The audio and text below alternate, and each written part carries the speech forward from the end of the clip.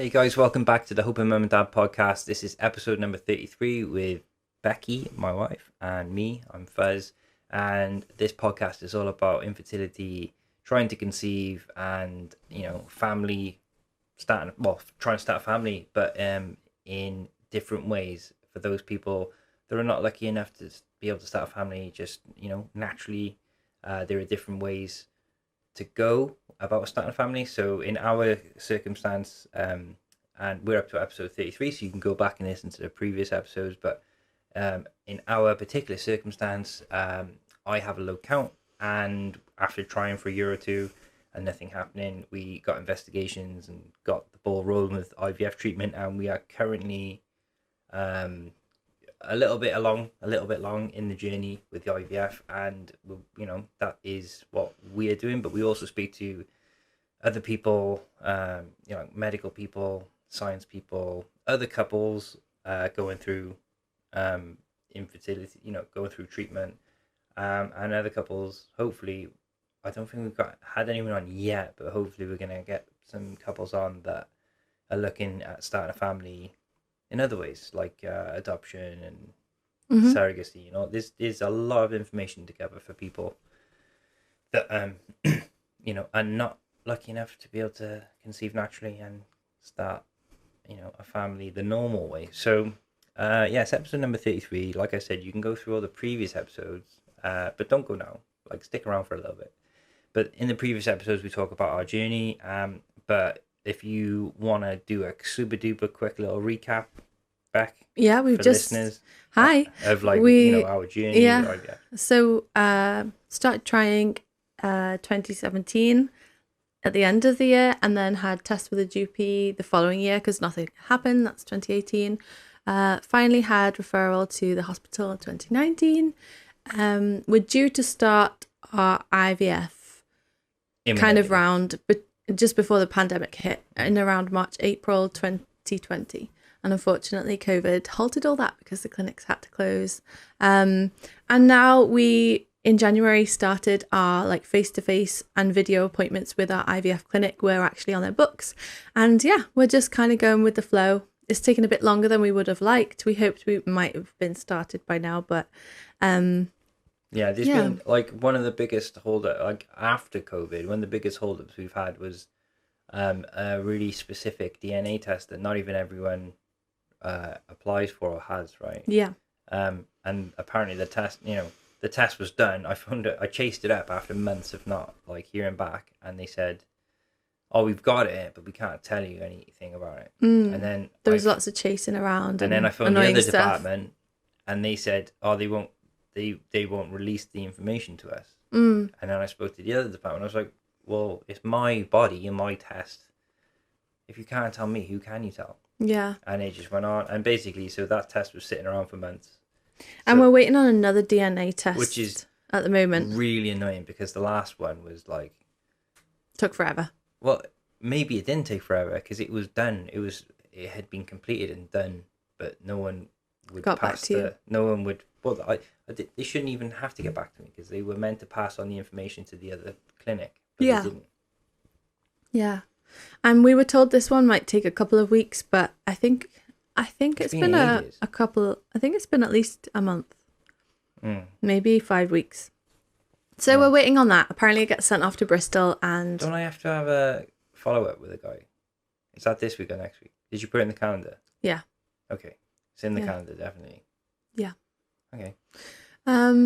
So that's where we are. So this week we had an appointment with a consultant urologist to talk about Fuzz's bits. I think the idea was our consultant, Dr. D'Angelo, sent us. They're trying to find out why I've got a low count, but sometimes they can't find out why people have low counts. And I'm like, I don't care. Let's just go. Yeah, it doesn't make a difference to our treatment plan anyway. Yeah, which is icksy. We've been told that there's enough there, so it doesn't matter why. But still, they're being very thorough and they're finding out why, which is good. I think this DNA test is just to. We might have talked about it last time. Y chromosome damage. The latest one, this one now, is for Y chromosome damage. And if it's bad, then it means nothing changes with me, and our treatment goes ahead anyway. But if we have a boy, I it's think likely that he will have the same issue. they offer counselling if there's anything like that, I think, because they need to prepare you for the fact that theoretically your child, if it becomes a boy, if it's born a boy, then it's gonna likely have the same chromosome issue and therefore maybe the same fertility problem. But I mean, I'm happy to go ahead either way. I don't know about you. Well, if I had if I had an issue with having a child that couldn't conceive as easily naturally, then I shouldn't be having treatment. Exactly, it's yeah. contradictory. And also, by the time they get round to having their own children, then surely, theoretically, the treatment will have advanced and maybe improved because of research and everything else and clinical trials and what have you. So maybe they won't have an issue. But also, we've read lately that it's an issue nationwide, if not globally, that sperm counts are declining in general. 50% of what they were in the 70s. Yeah, which is a huge amount. Penises are shrinking and testicles are shrinking too. I didn't know penis size was a huge factor in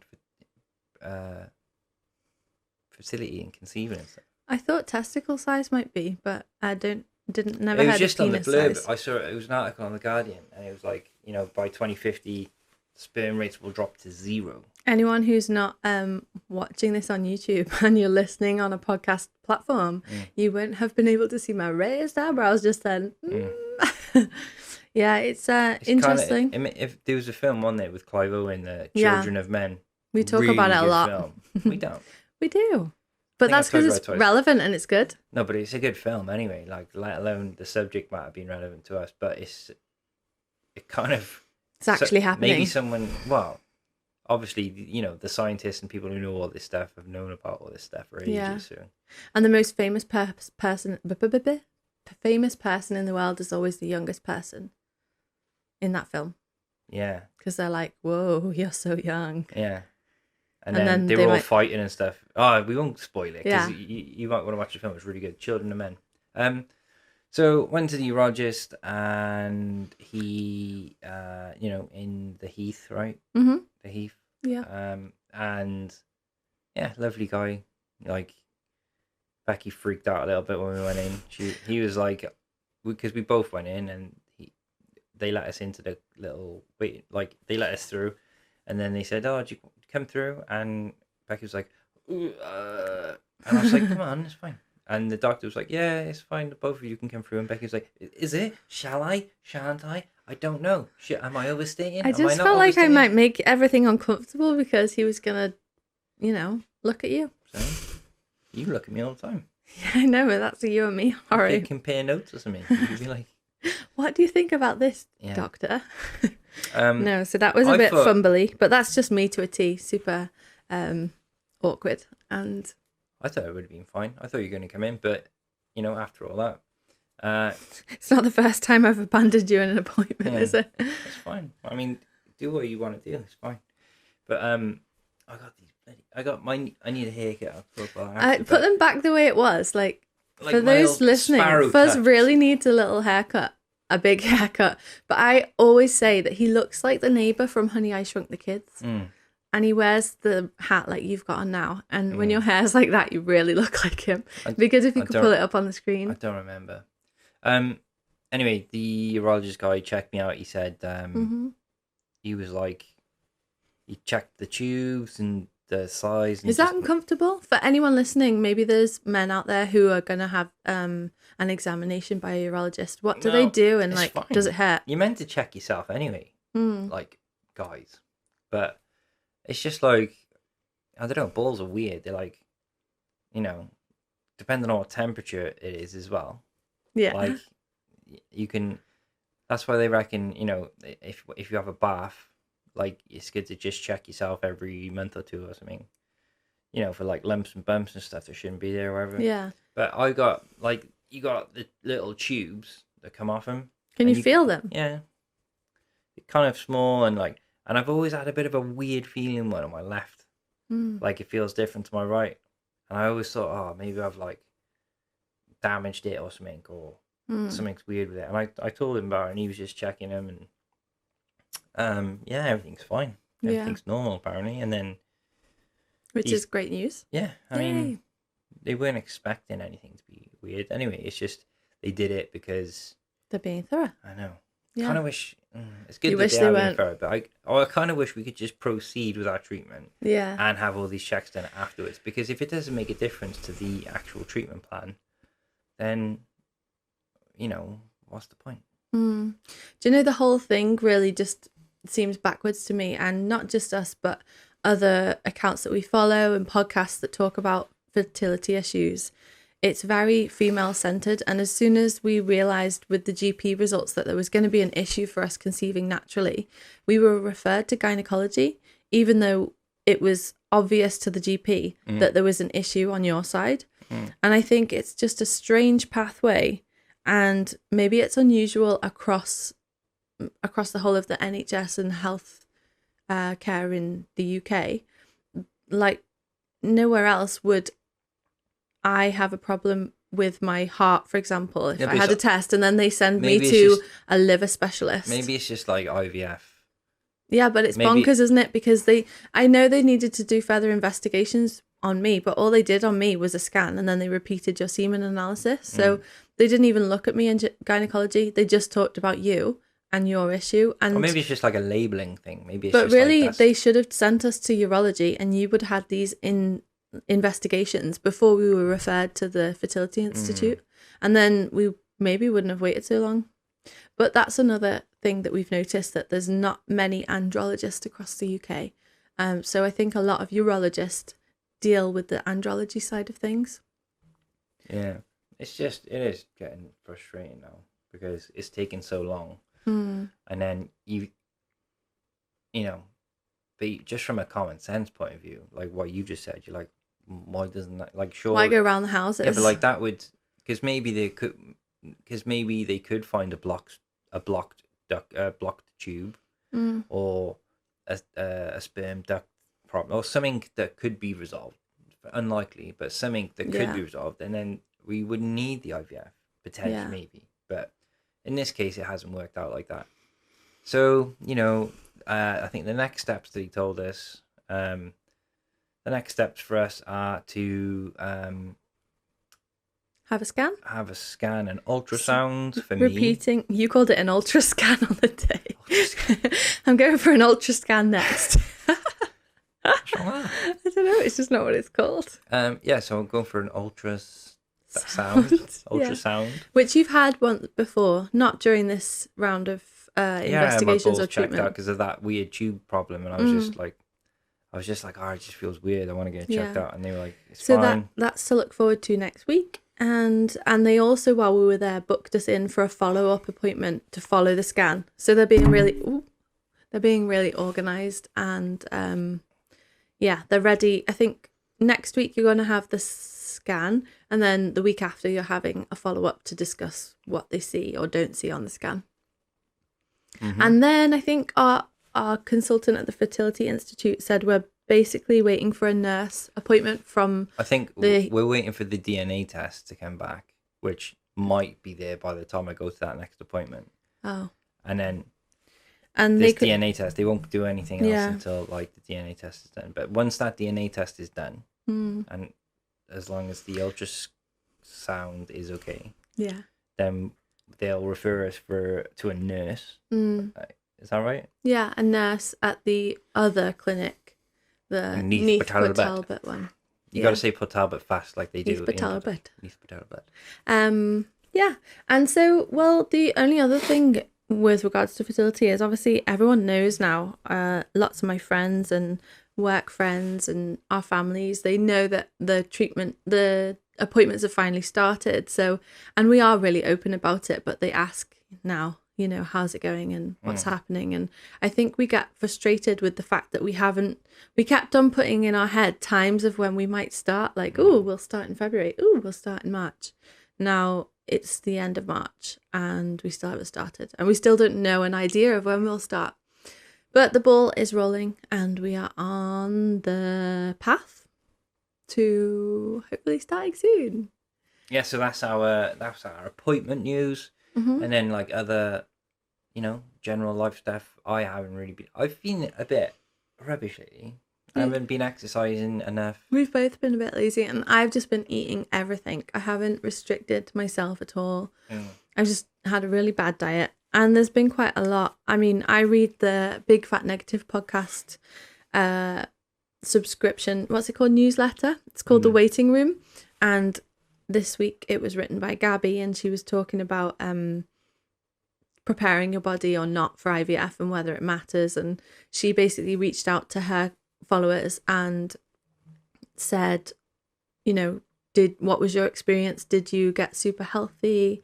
And lots of people said no, they didn't bother. They just carried on life as normal, and they were still really successful. And that's a good thing, because I haven't done a thing. I said in January, I'm going to stop drinking because now we're having appointments, and I haven't stopped drinking. And I haven't carried on exercising. I need to do it. I've just been bad. I've started doing DIY and like getting this podcast studio ready, and it's like taking forever. We got the doors done. I don't know if you're watching YouTube. We've got the doors on. It was all messy. It's a Kallax, IKEA Kallax, like a 4x4 where you put all your bits and bobs in there. And we've got doors on there painted and hinged and stuff. So it just makes it a little bit nicer to like film, you know, like, because Becky's split screen is clean and white now, rather than like all the messy clutter and stuff. But yeah, I don't know, like I've obviously everyone's mental health and general well-being has been up and down throughout the pandemic and lockdowns and stuff like that, because we are, if you listen in the future, this is like, we're still in lockdown. What's, you know, like, what are the rule? Basically, we're allowed to meet one other person for a walk and stuff outside. And then pretty much like all the non-essential shops are closed. You can't buy non-essential things in supermarkets at the moment. I think that's a sensible thing to do. But it's just everyone's frustrated now, aren't they? Yeah, and it's just like I have let my routines kind of slip a bit. But you are being Captain Early Bird. Captain Early Bird. So that's good. I am being Captain Early Bird. I am famously nocturnal. And I'm just. We talked about that last episode about you being the family vampire. Yeah. I don't know what that noise was. I don't know. It was me turning into dust, I think. It's probably because we were watching that What We Do in the Shadows. Yeah. Yeah. So, trying to wake up early, and it's going well. And I'm listening to all the tips and advice from the I keep saying it, like, you should go and listen to it if you haven't already. It's a podcast by a guy called Andrew Huberman. He's a PhD neuroscientist and optometrist-ish. So it's like brains and eyes stuff. And he teaches at Stanford. And basically, it's like a free semester of, it's like Urology 101. Like, and he said it's like, basically, he's made the podcast to educate support people his students as well. Support his students, probably. No, it's just to sort of give out free education. And he's, the cost of it, running it, is done by the sponsors and stuff. But tips, like, two of the biggest factors in determining your circadian rhythms, like your sleep-wake cycles, two of the biggest drivers for it, temperature and food. So I've been waking up, like, generally I don't eat anything all day, exercise, do all my stuff, then have a massive meal in the night. So what I'm doing now is waking up and just making myself eat as much as I can all through the day.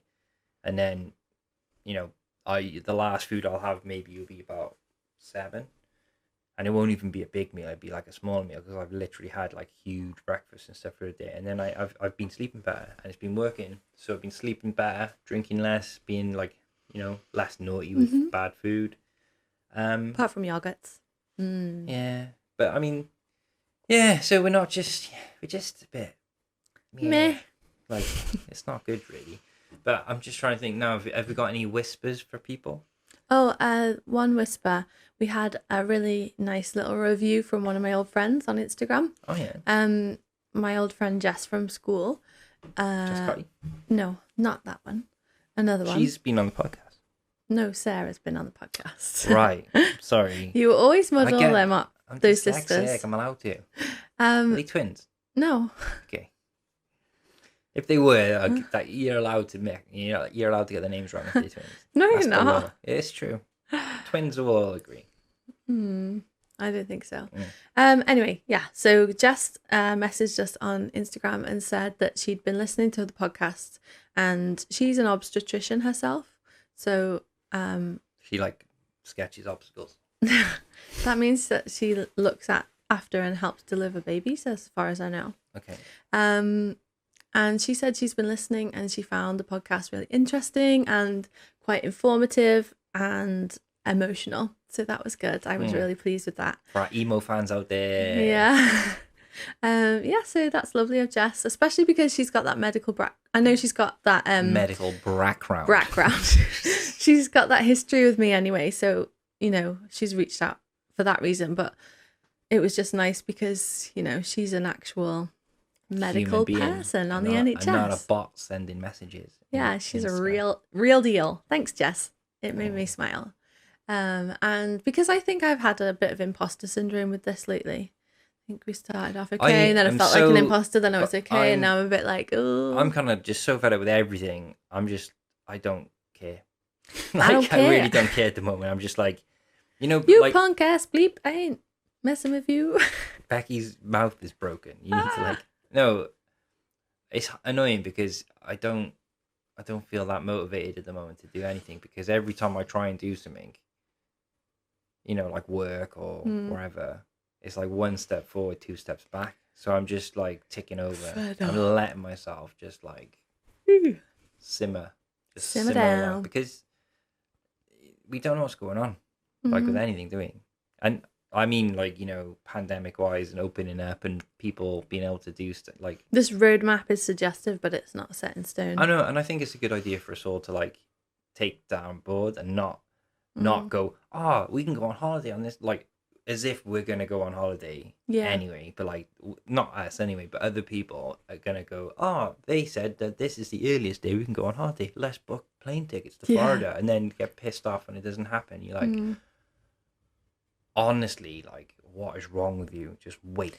Don't be so silly. I know, but then imagine if they go on holiday. Remember, people went on holiday before, or they traveled, and then they come back, and they said, like, if you land back here, you've got to quarantine for 2 weeks. How many employers are going to be like, they won't pay them, basically. Yeah, but they're going to be annoyed that like members of staff are like 2 weeks off, because managing people's schedules in from a management point of view, like managing people's schedules to allow because these parents that like want time off in the summer, like your mum does all this, doesn't she like juggles, or she'll know. But just so imagine all that, and then on top of that, just like, by the way, not coming in for 2 weeks, and everyone else is off.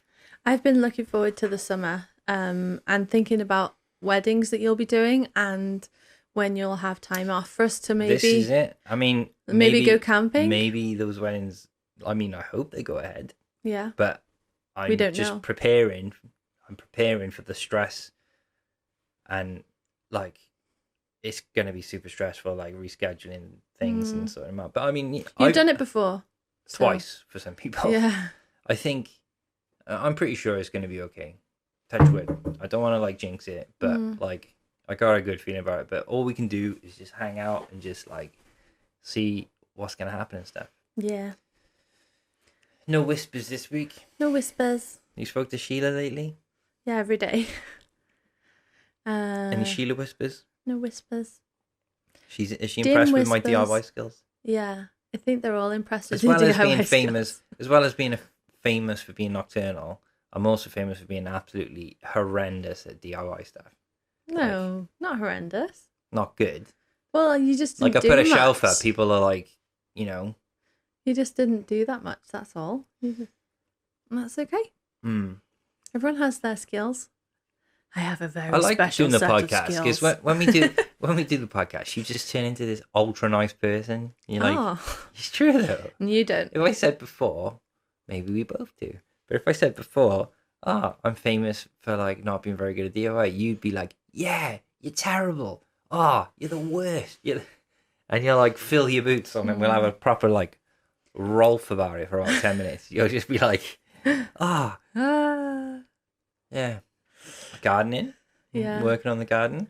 yeah. I suppose the only funny whispers I've had lately, there's some school related ones where some kids have like Ooh. been, I think I know kids this will be one. kids and they might say mean things to each other, but now they're like 7 and 8, they're starting to learn swear words. And they say to Miss, he just said the C word, and we're like, oh. And then I'm like, what does it mean? What does that word mean, do you think? And they were like, I don't know. And I was like, well, is it another word for poo? And they were like, oh, I don't know. I was like, does it end in a P? Please let it end in a P. And he was like, yeah. And I was like, whew. I think the kids I thought that the word was okay when I was like, whew, it's not the C word that ends in T. I got loads of Australian mates, and they all, like, in the adult C word we're talking about, they throw that around like it's nobody's business. I think quite a lot of people do drop the C bomb. Nothing wrong with it.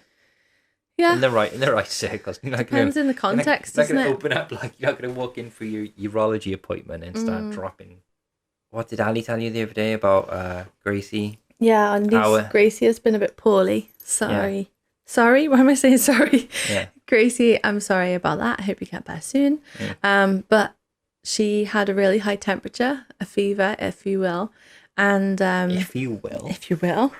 And Ali went to look after her in the night, and Gracie was looking at the floor, and she said the floor was covered in sharks and crocodiles. And she turned to my sister and said, Mummy, why are you a mermaid? So bless her. So I think she had a temperature of like 39.7 or something.